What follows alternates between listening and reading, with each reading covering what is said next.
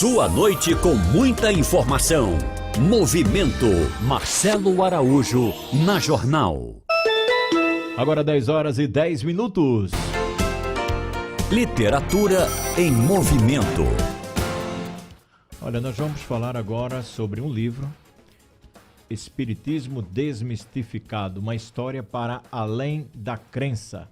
Nós vamos conversar com o autor Marcelo Zago.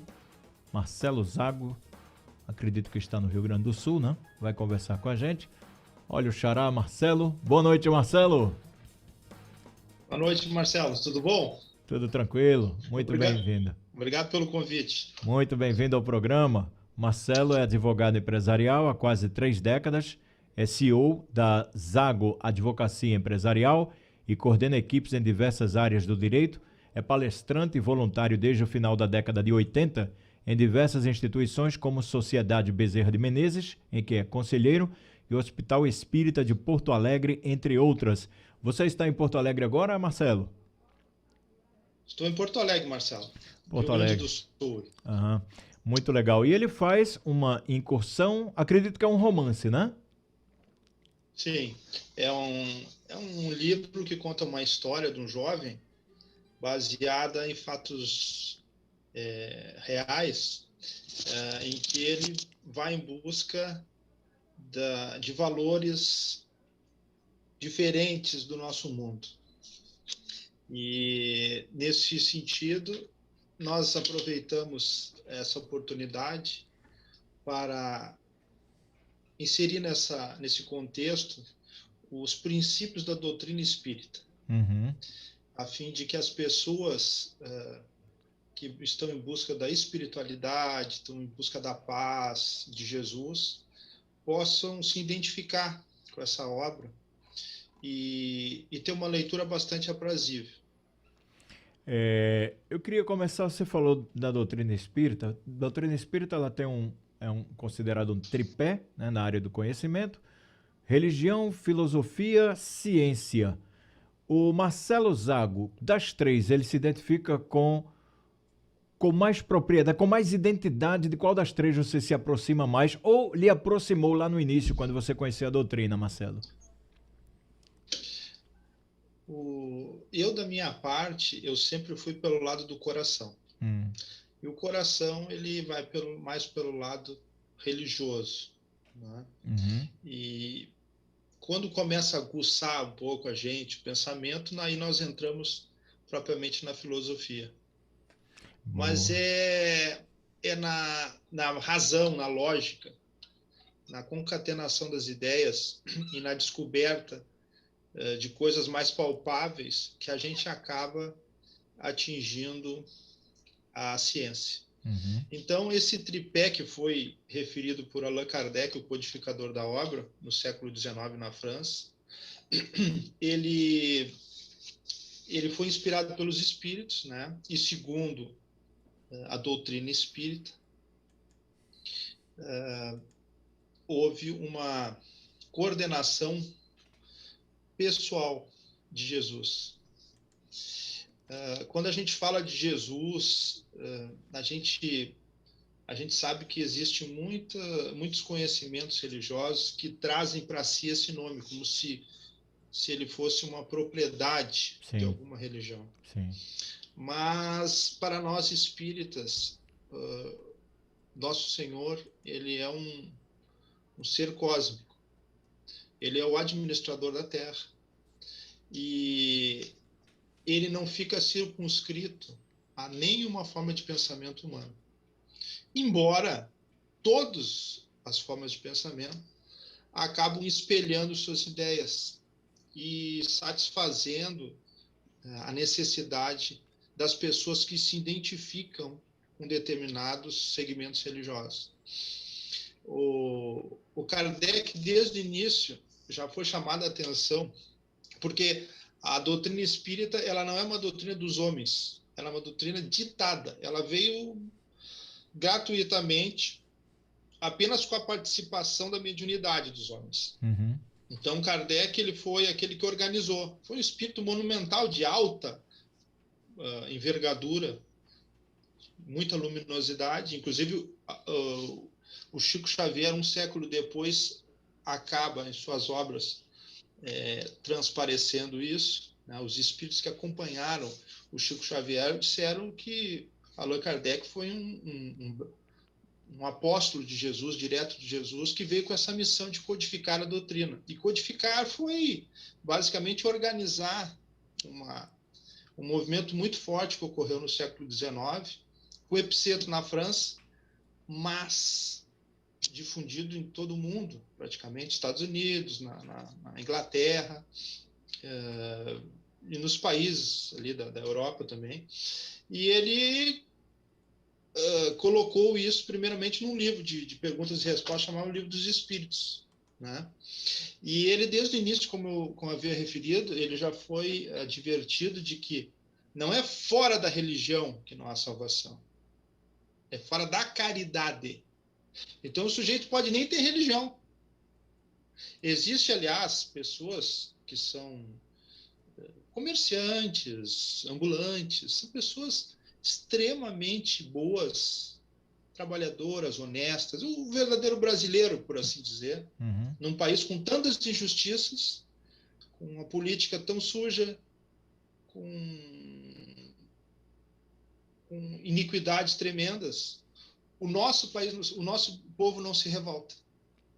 Então é um povo bom, né?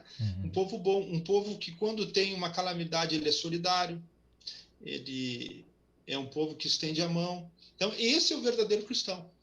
O sujeito não precisa ter uma carteirinha escrito cristão ou que está numa religião. Segundo a visão espírita, ele precisa ter caridade. E esse que é o ponto.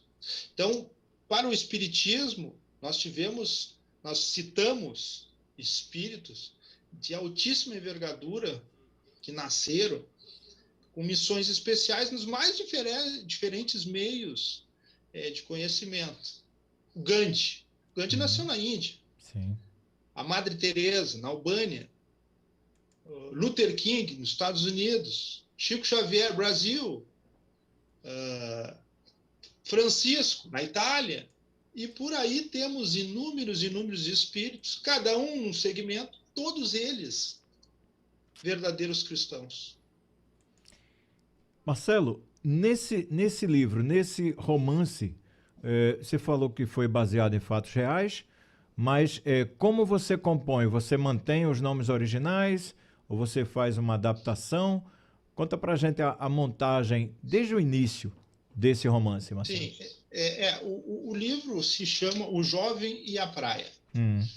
Ele é uma história que passa na vida de um jovem chamado Roger, e ele, então, na idade ali da sua juventude para a maturidade, ele começa a romper com os laços da sociedade. Ele não suporta mais aquela ideia social, aquela maneira como a sociedade impunha o seu futuro. Ainda mais ele sendo um rapaz de classe média, onde que a família, mais ou menos, já estaria rotulando ele no seu futuro. Então ele parte por uma viagem, e nessa viagem ele encontra uma pessoa, que os amigos que puderem ler essa obra, e diga-se de passagem, essa obra, meus irmãos, desde o início eu já refiro, por força de pedido da espiritualidade, ela é uma obra que não reverte lucro para o autor. Todos os rendimentos dessa obra serão destinados ao Hospital Espírita de Porto Alegre. Não é? Então, essa obra visa difundir a doutrina espírita de uma forma muito amorosa e didática, uma história muito simples, né, e direta, voltada para as pessoas leigas, e contando essa história que esse personagem, então, ele acaba com esta pessoa que ele encontra, que é um verdadeiro anjo, vendo os verdadeiros valores da vida. Então, ali, né, nesse livro, são trabalhados alguns pontos da doutrina espírita, como a lei do trabalho, a lei da ajuda ao próximo, a lei da reencarnação, né? Uhum. Porque o grande diferencial, digamos assim, da doutrina espírita é que com a encarnação ou reencarnação, nós começamos a montar o quebra-cabeça. Por que que uma pessoa nasce totalmente com o corpo sarado, com aspecto belo, enquanto outra nasce com várias mazelas, com várias doenças, com vários problemas? Por que que algumas pessoas nascem em berço de ouro, enquanto outras nascem numa favela? Por que que uns nascem em países tão prósperos, enquanto outros nascem em terras desgraçadas? Onde está a justiça de Deus? Por que que Deus permite com que seus filhos tenham diferença de raça, de cor, de nacionalidade, condições financeiras? É justamente em face da reencarnação. Nós somos viajantes do tempo e do espaço. Ou seja, para nós chegarmos na fase do homem e da mulher, o hominal, nós já passamos por inúmeros reinos, a iniciar pelo mineral, depois o vegetal e, por fim, na condição que nós estamos hoje.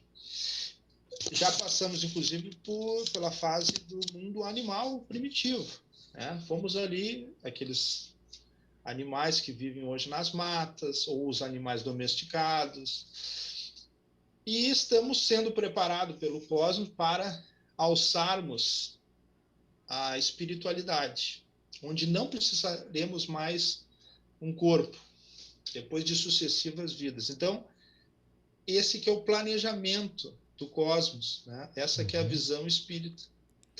E dentro da reencarnação, nós temos um outro estudo, também que faz parte dos princípios da doutrina espírita, que é a lei da causa e efeito. Que junto com a reencarnação nós começamos a observar que ninguém deve ser culpado pela nossa vida, a não ser nós mesmos. Se nós estamos vivendo a vida que nós estamos vivendo hoje, é porque no nosso passado nós produzimos isso.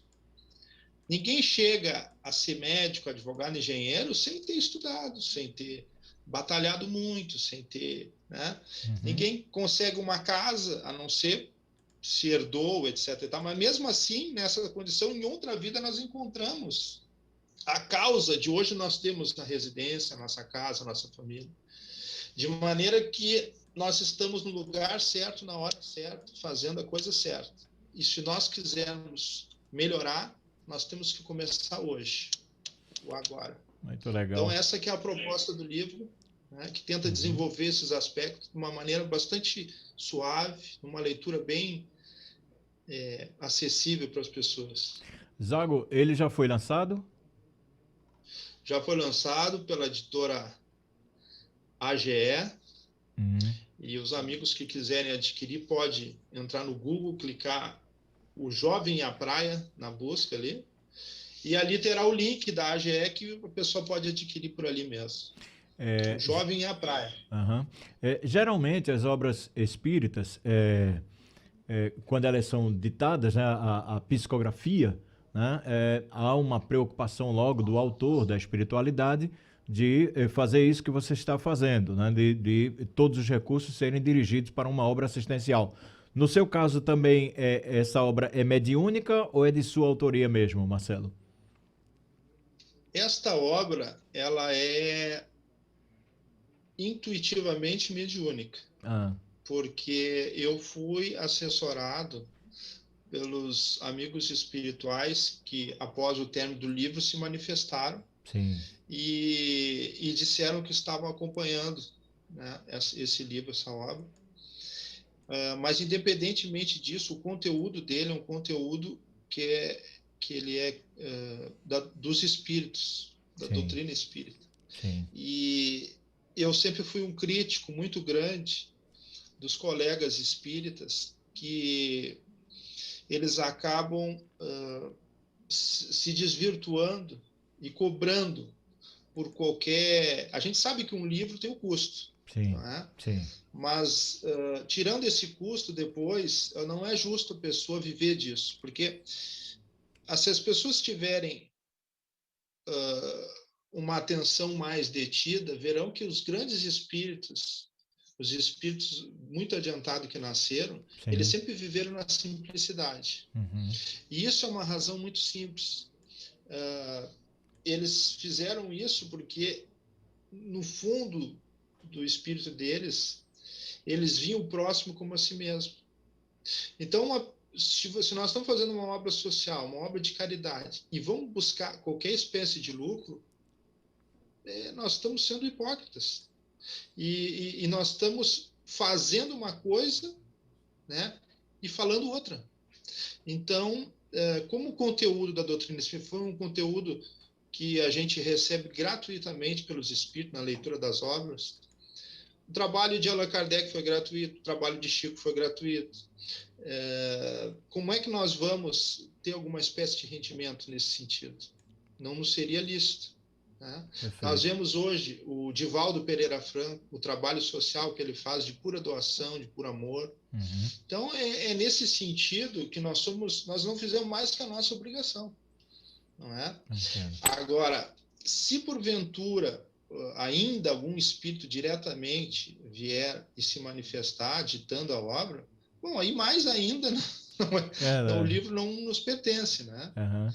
Então, nós temos que criar um vínculo, mais ou menos como o Paulo de Tarso fazia, porque quando o Paulo de Tarso volta da sua primeira viagem, a primeira coisa que ele faz em Jerusalém, ele encontra Pedro, Tiago, e diz o seguinte, que eles já estavam vivendo das doações das pessoas ali, na igreja de doação de pessoas. E ele chama eles na chincha e diz o seguinte, olha aqui, ó, eu trabalho como artesão, desde a primeira viagem que eu fiz com Barnabé, eu trabalho e eu não vivo da religião, não pego um centavo, vocês têm que arranjar alguma atividade. Eles tomaram um choque e começaram a trabalhar em alguma coisa e parar de viver com a religião. Então, hoje nós vemos grandes templos, grandes obras materiais, sendo erguidas, os chefes de igreja já chegando às casas dos bilhões, né? E eu noto, não sei se vocês notam, mas que a presença de Jesus já está equidistante. Porque eles não têm, como é que eu vou te dizer, a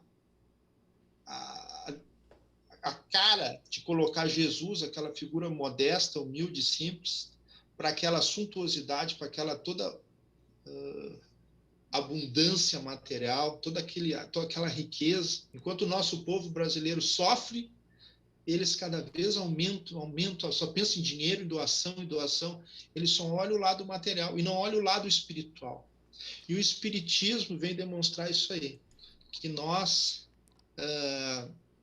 estamos passando por um momento muito difícil no planeta e no país.